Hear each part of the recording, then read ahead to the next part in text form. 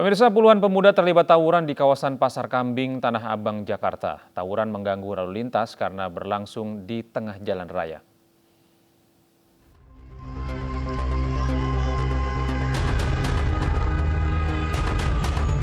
Puluhan pemuda ini saling kejar dan saling serang di kawasan Pasar Kambing, Tanah Abang, Jakarta Pusat, Sabtu pagi. Mereka saling serang dengan batu dan senjata tumpul hingga senjata tajam.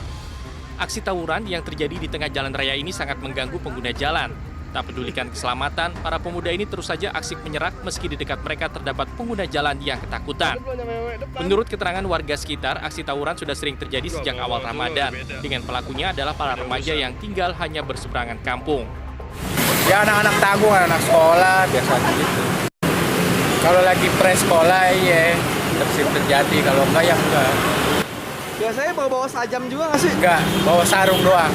Sarung dilipet aja gitu. Biasanya gitu. Warga berharap adanya patroli rutin dari petugas kepolisian agar aksi tawuran tidak lagi terjadi. Dari Jakarta, Tani Sanjaya, iNews melaporkan. Hujan deras disertai angin puting beliung porak-porandakan 7 unit rumah adat di Toraja Utara, Sulawesi Selatan. Akibatnya sejumlah padi yang tersimpan di dalam rumah adat tersebut berhamburan.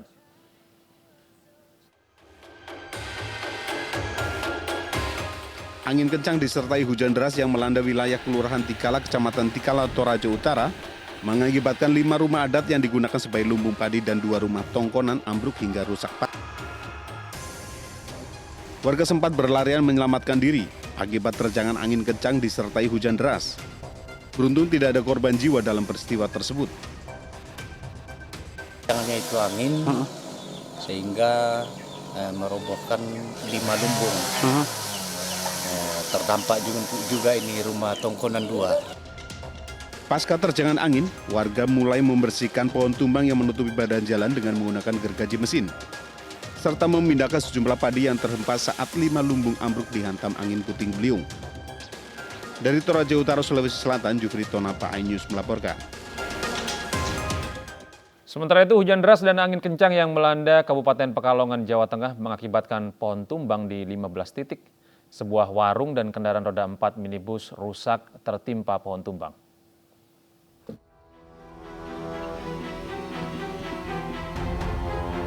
Angin kencang menumbangkan puluhan pohon di 15 titik di Kecamatan Kajen, Kabupaten Pekalongan, Jawa Tengah.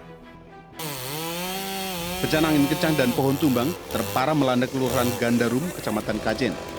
Setidaknya ada 4 titik pohon tumbang yang menimpa sebuah warung makan dan sebuah minibus. Warung makan rusak parah pada bagian atap karena tertimpa pohon karet. Sementara sebuah minibus mengalami penyok akibat tertimpa pohon tumbang di jalan penghubung Kecamatan Kajen, Kandang Serang. Kan gelap, gelap angin gede sekali, nggak kelihatan, nggak dengar ini keratak-keratak, nggak. Atau antem sini. Bencana yang terjadi di Kabupaten Pekalongan berawal dari hujan deras disertai angin kencang. Angin yang cukup kencang disertai hujan yang amat deras sehingga ada sekitar 15 titik pohon tumbang dan salah satunya menimpa satu buah warung dan sebuah kendaraan roda 4. Warga diimbau tetap waspada karena cuaca ekstrim masih akan terus melanda wilayah pesisir Pantura dan Selatan. Dari Pekalongan, Jawa Tengah, Suryono, iNews melaporkan.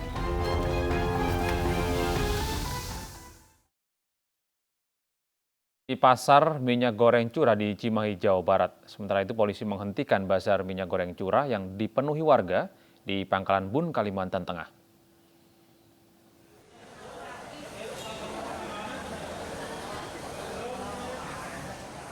Ratusan pedagang yang membawa jerigen memadati operasi pasar minyak goreng curah yang diselenggarakan oleh Dinas Perdagangan Koperasi UMKM dan Perindustrian Kota Cimahi di 2 titik distribusi, yaitu di Pasar Atas Baru dan Pasar Antri. Para pedagang yang sudah antri sejak pagi masing-masing mendapat jatah 45-60 kg minyak goreng curah dengan harga sesuai harga eceran tertinggi.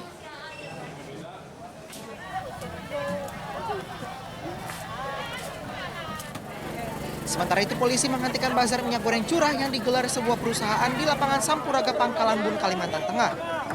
Polisi kewalahan mengatur warga yang antusias dan berdesakan mendatangi pasar minyak goreng curah. Hampir 50 kilo adalah 50 kilo. Jadi jauh-jauh Ibu dari Parangpanting 60 kilo? Ya. Dapat berapa liter, Bu? Dapat 10 liter aja, Pak. Akibatnya dari 17.000 liter minyak goreng yang disediakan, panitia hanya mampu menjual 3.000 liter saja. Liputan iNews melaporkan. Sementara itu ribuan warga rela antre berdesakan untuk mendapatkan paket sembako gratis di Pademangan, Jakarta Utara. Petugas berupaya menjaga ketertiban masyarakat agar tidak saling dorong. Antrian panjang ribuan warga mengular dari Jalan Pademangan Raya hingga pintu masuk RPTRA Budi Mulia, Pademangan, Jakarta Utara.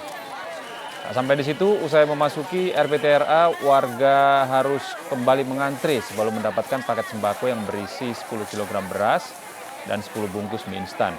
Jumlah petugas dari pihak kepolisian maupun Satpol PP Pademangan terus berupaya menjaga ketertiban masyarakat agar tidak saling berdesakan dan juga mencegah terjadinya aksi saling dorong yang dapat menimbulkan kericuhan. Bersyukur dalam masa sekarang ini kan lagi pandemi juga, dapat sembako ya alhamdulillah bisa membantu lah. Kupon dari RT. Jadi berbayar atau gimana, Bu? Tidak berbayar. Aduh, antriannya tadi dari jam 9 sampai kelurahan sampai sekarang ini baru masuk. Panjang banget.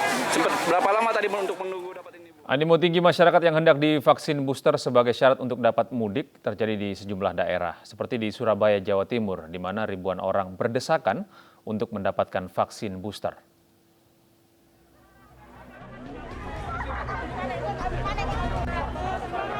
Ribuan peserta vaksinasi booster berebut hendak masuk ke dalam area gereja Betani di Surabaya, Jawa Timur.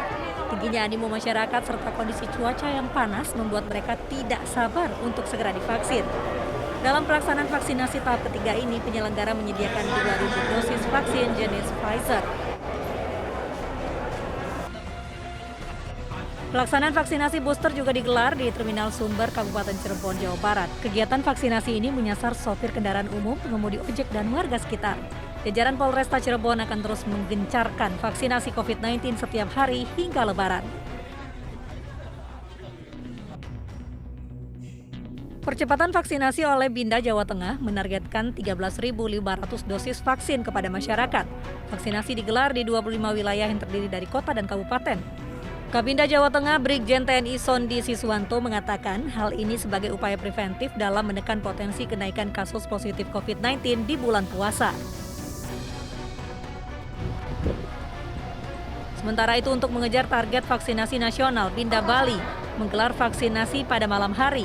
Kabinda Bali Brigjen Pol Hadi Purnomo mengatakan salah satunya digelar di Masjid Al-Fatah Jimbaran yang dibuka sejak sore hingga usai sholat tarawih. Kegiatan ini untuk meningkatkan imunitas tubuh masyarakat melawan adanya ancaman subvarian Omikron BA2. Tim Liputan iNews melaporkan. Kita beralih ke informasi lain, pemirsa. Keinginan Wali Kota Medan Bobi Nasution membenahi dan mengembangkan kawasan heritage di Kota Medan mendapat dukungan dan apresiasi dari Gubernur Jawa Tengah Ganjar Pranowo. Dalam safari Ramadan, keduanya mengunjungi sejumlah ikon sejarah di ibu kota Provinsi Sumatera Utara.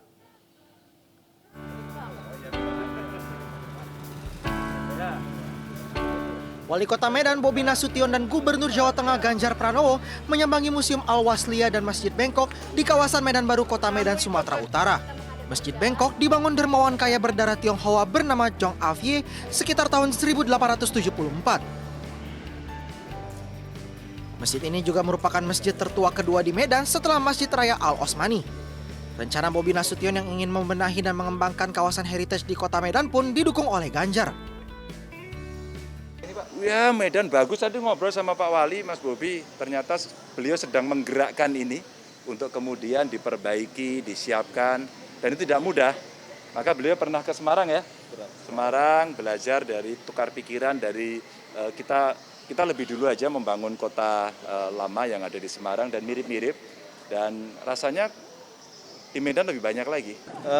Terima kasih Pak Ganjar kunjungannya ke Medan, mudah-mudahan semakin banyak yang berkunjung ke Medan, dan Pak Ganjar kita tahu banyak followersnya, mudah-mudahan dilihat sama followers dan datang ke Medan. Terima kasih Pak. Sebelumnya Bobi menyambangi Kota Lama di Semarang, Jawa Tengah terkait revitalisasi pembangunan heritage dan cagar budaya di sana.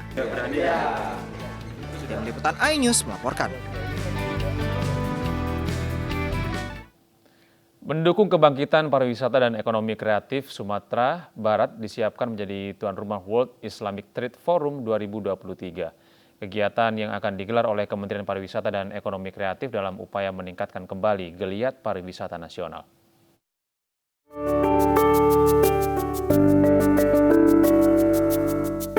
Sumatera Barat berhasil menembus prestasi desa wisata terbanyak di Indonesia dengan 300 nagari dan bahkan 9 besar desa wisata terbaik setanah air. Promosi ini perlu ditingkatkan untuk mensukseskan Visit Beautiful West Sumatera tahun 2023. Untuk itu, Badan Promosi Pariwisata Daerah BPPD Sumatera Barat dilantik dengan 9 orang tim unsur penentu kebijakan yang bertugas mengangkat citra pariwisata di nasional dan mancanegara. Apalagi Kemenparekraf akan mempersiapkan Sumbar sebagai tuan rumah World Islamic Trade Forum 2023. Saya ini saat yang betul-betul menjadi momentum yang baik untuk kita bangkit, buka peluang usaha dan lapangan kerja seluas-luasnya dan disusun dengan tatanan ekonomi baru, desa wisata, digitalisasi. Tim unsur penentu kebijakan BPPD Sumatera Barat dipimpin Sari Lenggogeni yang akan fokus pada komunikasi pemasaran terintegrasi dan transformasi visualisasi experience. Dari Padang, Sumatera Barat, Budi Sunandar, iNews melaporkan. Pegiat UMKM dan petani muda di Garut, Jawa Barat mendukung Menparekraf Sandiaga Uno untuk bersaing pada pemilihan Presiden 2024 mendatang. Relawan yang tergabung dalam Sahabat Sandiaga Uno Garut mendeklarasikan dukungan terhadap Menparekraf Sandiaga Uno calon Presiden 2024. Deklarasi dihadiri milenial lintas profesi seperti pegiat UMKM dan petani muda. Sandi dinilai sosok yang ideal memimpin bangsa dan telah sukses mengangkat perekonomian dan pariwisata khususnya di Garut, Jawa Barat. Para pendukung dan relawan juga menggelar aksi sosial bagi sembako usai deklarasi.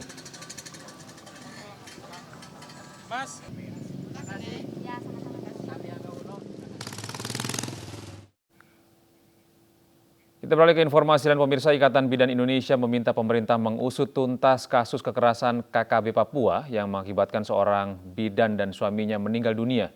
Ikatan Bidan Indonesia juga meminta pemerintah melindungi tenaga kesehatan yang bertugas di daerah konflik.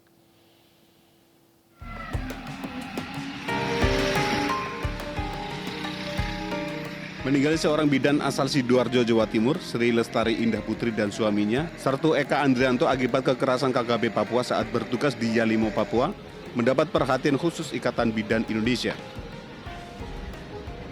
Ikatan Bidan Indonesia menuntut pihak berwenang agar segera mengusut tuntas kasus kekerasan yang dilakukan KKB Papua. Selain meminta pelaku kekerasan ditangkap, Ikatan Bidan Indonesia juga meminta perlindungan pemerintah terhadap seluruh tenaga kesehatan, termasuk bidan yang sedang melaksanakan tugas di daerah konflik.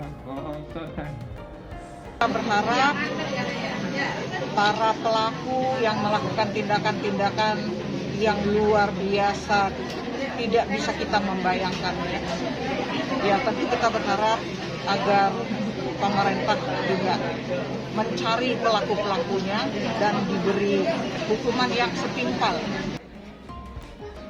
Sementara itu, dalam kunjungannya ke rumah duka keluarga almarhum Sarto Eka Andrianto di kawasan Sukodono, Sidoarjo, Jawa Timur, pengurus Ikatan Bidan Indonesia menyerahkan sejumlah bantuan kepada keluarga Sarto Eka Andrianto dan bidan Sri Lestari Indah Putri yang menjadi korban kekerasan KKB Papua 31 Maret silam.